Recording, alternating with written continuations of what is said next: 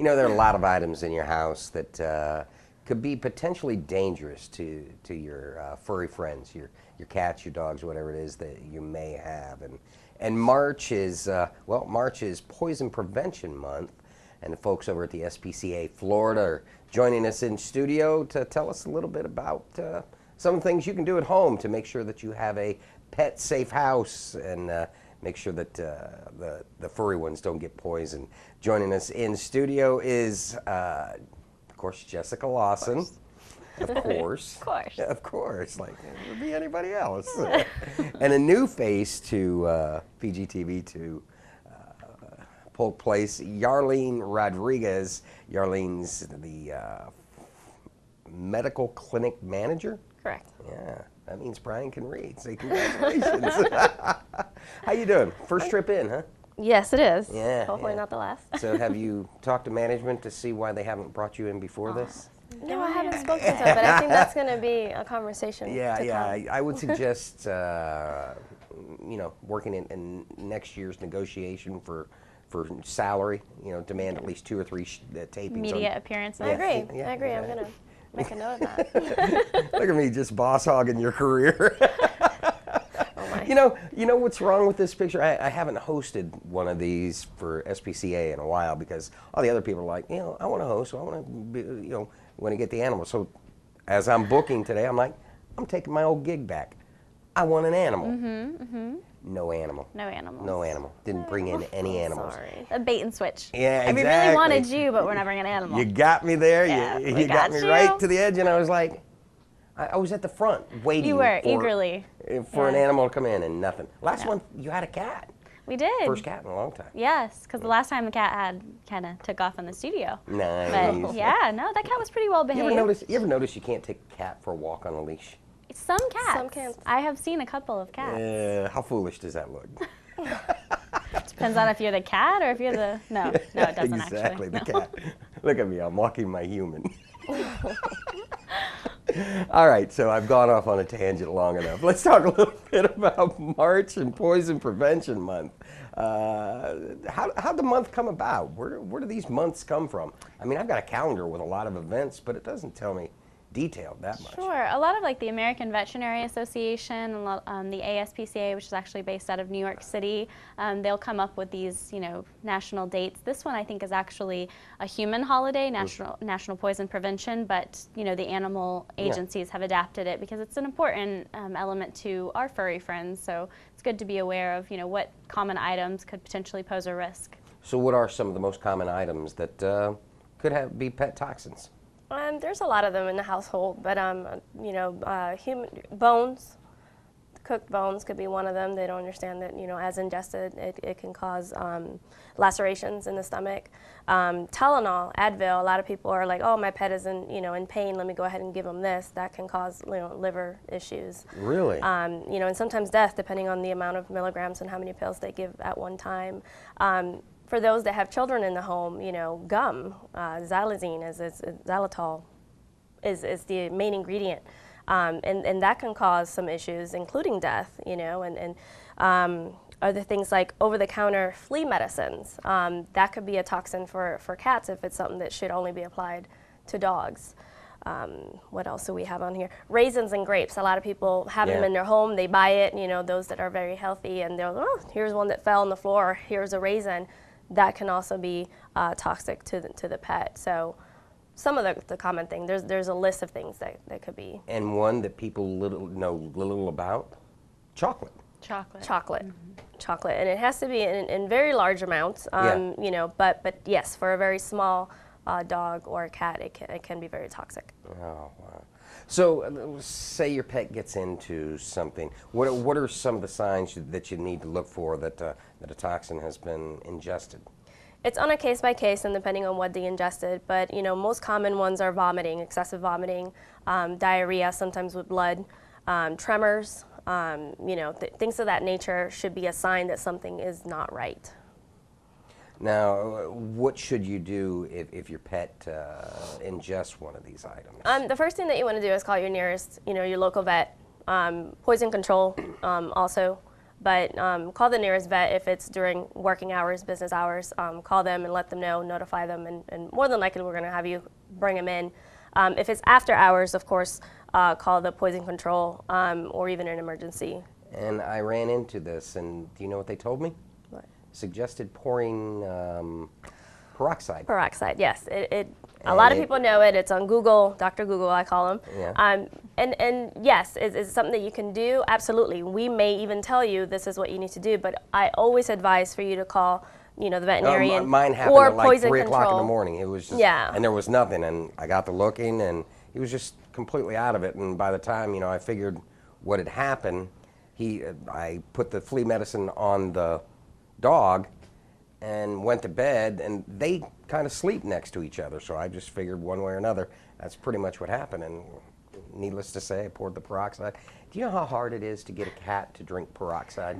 The thing is that peroxide it shouldn't be used for every case. Oh yeah, but I mean, that's So, just what they suggest. especially for bones. We don't want those bones coming back up and lacerating, the trachea or esophagus or something. So always consult a veterinarian or the poison control before anything like that is used. Yeah. Check Google, then call, then. Well, I mean, like she said, depending upon the time of the Right. day. I mean, if it's the middle of the day, I'll call you. Hey, Jess, I need this. But like 2, 3 o'clock in the morning, cat's like. It's always good to have an emergency vet's number on hand. A lot of times you may not even need to, because a lot of times the doctors are on call, so you may not need them to call in the doctor, but they could at least, the staff there are there 24 hours a day to tell you, to kind of guide you on, yes, that's a serious situation, you need to bring the animal in, we'll phone our doctor, or no, you could administer this much of whatever to get you through the night and then bring the animal in first thing in the morning. And that goes along with the next question. Do you recommend that people create a pet poison kit, and what are some of the things that you should have? Sure. And some of the things that I do recommend that you have is, first of all, the poison control number. I also recommend that you have your either local pet emergency number or the veterinarian's number. A lot of people don't understand, but having a emergency fund for what can potentially be a large bill for whatever needs to happen. And then, of course, the peroxide. It's not bad to have. I just don't recommend that you use it before you speak to a veterinarian or somebody in the poison control. Now, what's the golden rule of poison ingestion, even if you have a kit? Always call a veterinarian. Always call a veterinarian. Always call the poison control first. Never take that pet's life into your own hands. Some will try to just do a little bit and cause more damage than it should. So always consult somebody that knows more before you go to those means. And you know how tight you are with your veterinarian if you can text them. There you go. That's when you're a really strong bond.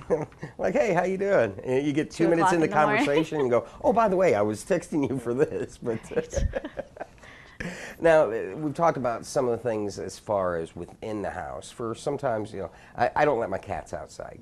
Cats to me are not an outside by nature. I feel bad when I see them out there because everything that can happen to cats happens bad outside. So I try and keep an eye on them. But in the event that they do get out, or are there like plants or even some frogs per se can be. Talk to me a little bit about that. There's a lot of animals out there, but mostly plants is what we see the most.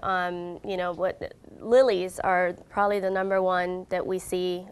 There's a lot of plants in the lilies department that fall under the toxicity, mostly in cats, but dogs can also have a little bit of upset stomach from it as well. We also have Sago Palms. A lot of people have them outside their homes, and I don't know why, but dogs tend to like eating those for some reason, and that is one of the toxicity plants out there. Holiday plants, the famous poinsettias, those are real big in people's households, and all those can be a major toxicity issue for these pets. That's why I have fake plants in my house. Cats walk by and go, man, what's the fun in that? Right. Taking all the fun out. I can't have any fun whatsoever. To get to your point of the outdoor and cats, it's every time I see it, a lot of times people tell me, oh, but Jessica, my cat likes to go outside. It likes to hunt and it likes to do this. I have seen and personally had the experience of having to bring in someone's cat who had ingested a squirrel. not a good idea for the cat, didn't go very well for the cat. And then also I tell people, yeah, I like to eat junk food, but I'm not going to do it every day. Yeah. Like, just because they want to doesn't mean you do it. So to your point, I do kudos for you keeping your cats inside. But you know what's sad is lizards get into my house. And unfortunately, they have an untimely demise because both my cats are famous lizard hunters. You know, Ninja? they go into that stealth mode. Ninjas? Like, Yeah.